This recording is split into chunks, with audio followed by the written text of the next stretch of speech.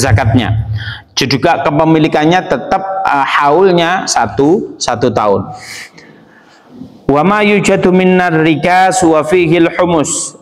Tapi lain halnya jenengan ini bukan penambang tetapi nemu.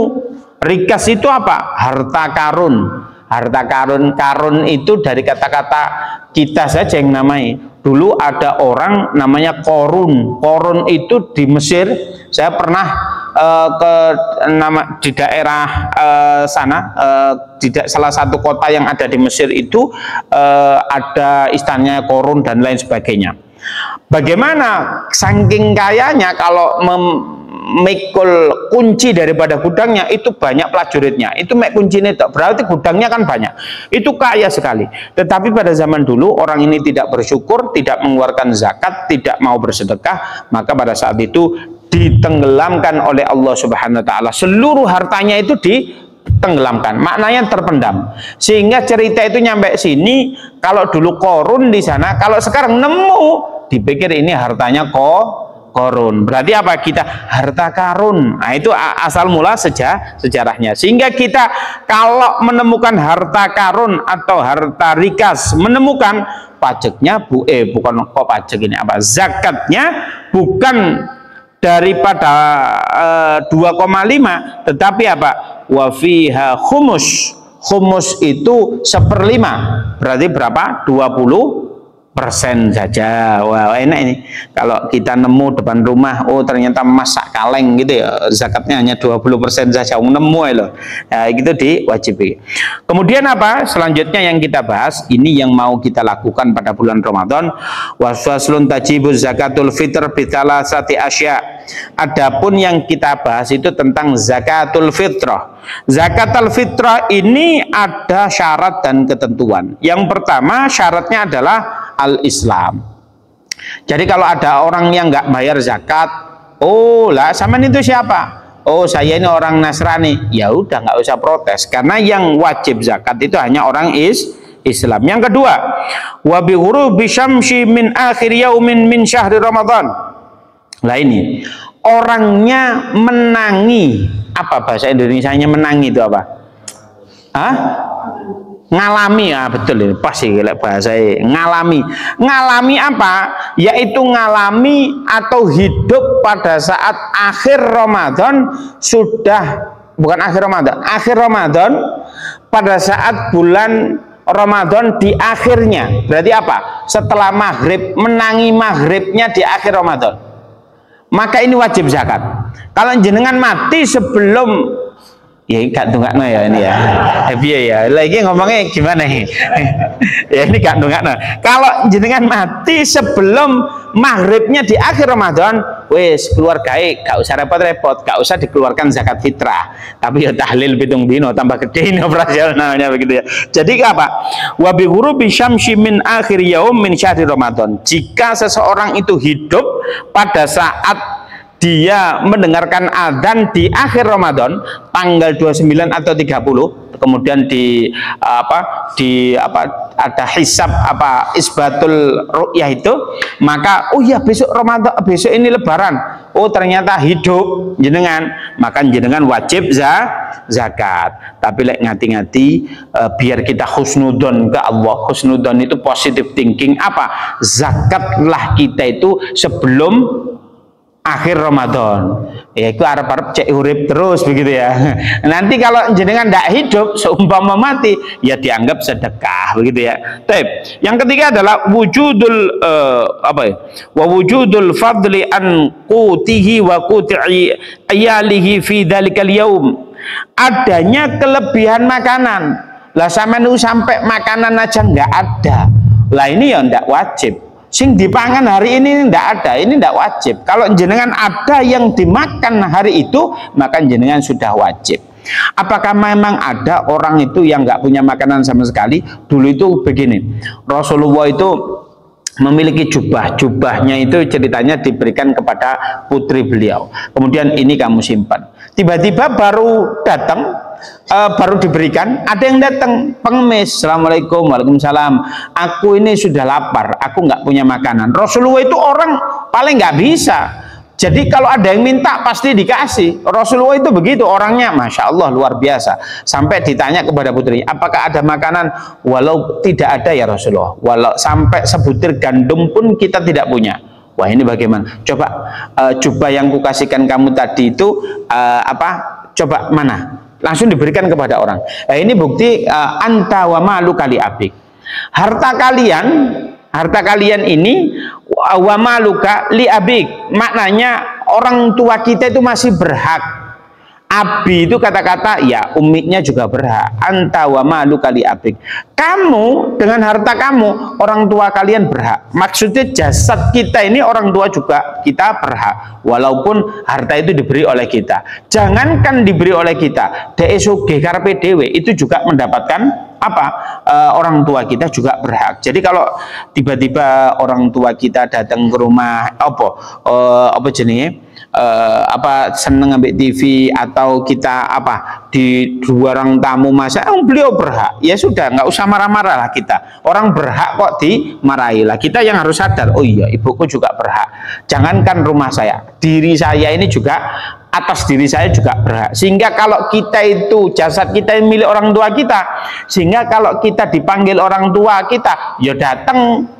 Harta kita itu milik orang tua kita, iya kalau minta ya dikasih, nggak usah. Kadang kalau nggak usah nunggu minta ya kita kasih. Itulah orang tua. Lah ini Rasulullah ceritanya tadi sudah dikasihkan jubahnya, kemudian ada orang minta dikasih.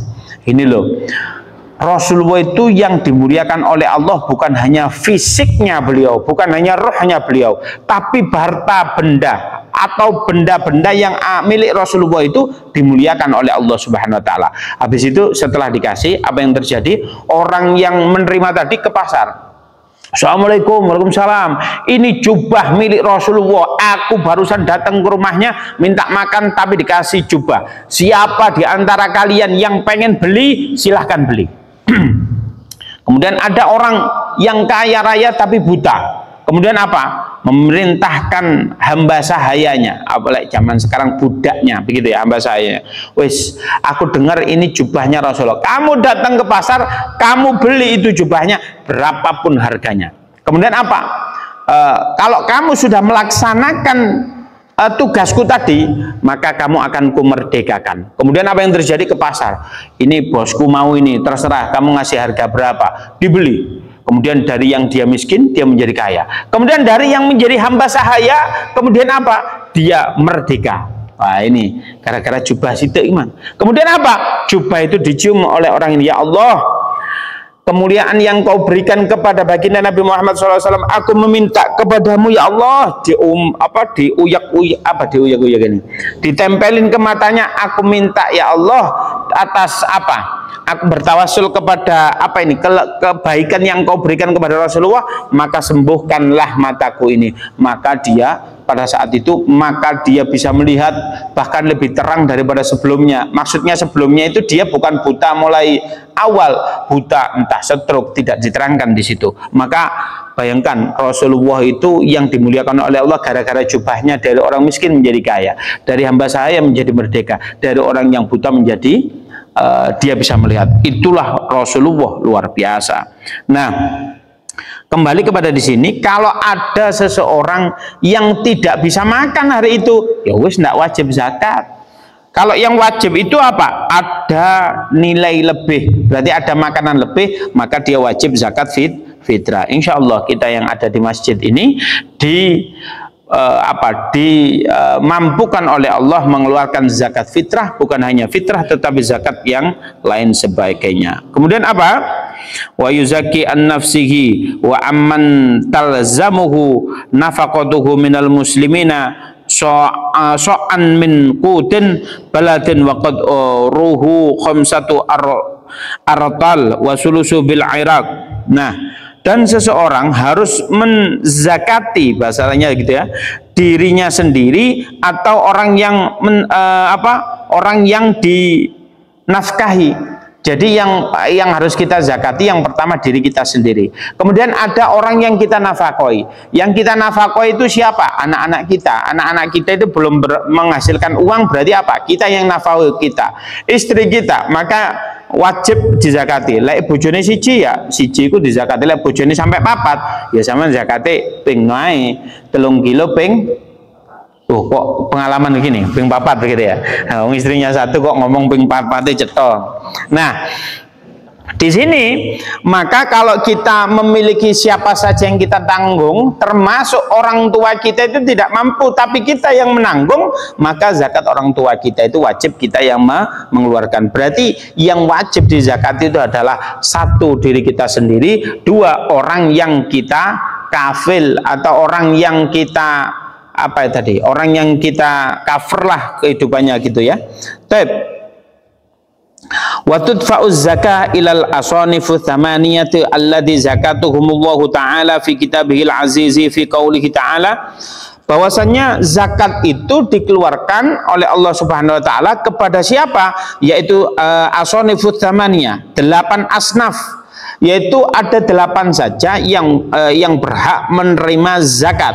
Di luar itu tidak dikategorikan zakat. Alladzina zakatuhumullahu ta'ala fi kitabihil karim. Hal ini juga diterangkan oleh Allah Subhanahu wa taala di dalam Kitabul Azizi Al-Qur'an.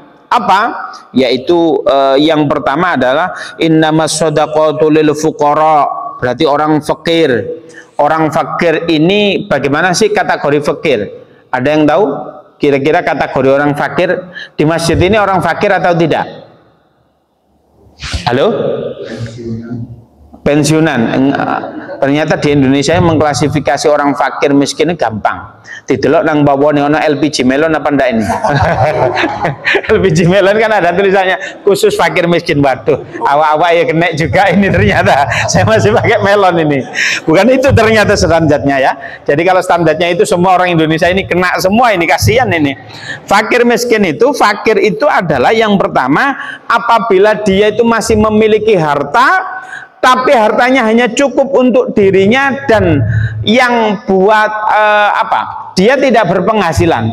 Maksudnya dia punya harta, ya dia punya rumah, tapi dia itu tidak memiliki penghasilan. Gampangannya jobless begitu ya. Jobless berarti dia tidak punya kerjaan. Itu fakir. Adapun miskin, dia punya keahlian, dia punya kerjaan, tetapi dia modalnya kurang. Lah ini juga miskin, maka dia berhak menerima zakat. Innama shadaqatu lil fuqara'i wal masakin lil fuqara'i wal masakin wal amilin. Amil itu adalah orang yang mengelola zakat. Nah ini harus difahami, amil itu orang yang ditunjuk oleh imam atau pemerintah yang sah. Sehingga kalau masjid-masjid ini bikin sendiri tidak sah menjadi amil. Bagaimana caranya? Sekarang itu pemerintah biasanya untuk bahasa kalau zaman sekarang itu dibaiat. Baiat itu apa? Oleh las-las yang ada. Lah kalau masjid itu kalau sekarang itu diriayah atau diedukasi oleh siapa? Kalau masjidnya NU biasanya ada lasnu. Lasnu ini orang-orang takmir-takmir masjidnya dikumpulkan, kemudian dibaiat bahwasanya engkau ini jadi amilnya lasnu. Nanti ada syarat dan ketentuan. Kalau masjid-masjid Muhammadiyah lasmu. Nah, jadi sudah ada masing-masing, sehingga apa? Masjid-masjid itu, kalau yang lain juga ada lah, las-las juga lain. Las ini adalah lembaga yang disahkan oleh pemerintah yang untuk apa? Untuk menjadi dia itu layak untuk jadi amil tadi. Sehingga kalau jenengan ingin jadi amil atau masjid ini menjadi amil, yaitu tadi. Oh, kalau kita mengumpulkan, ya sudah boleh, tapi gak ada jatah amil karena jenengan bukan amil.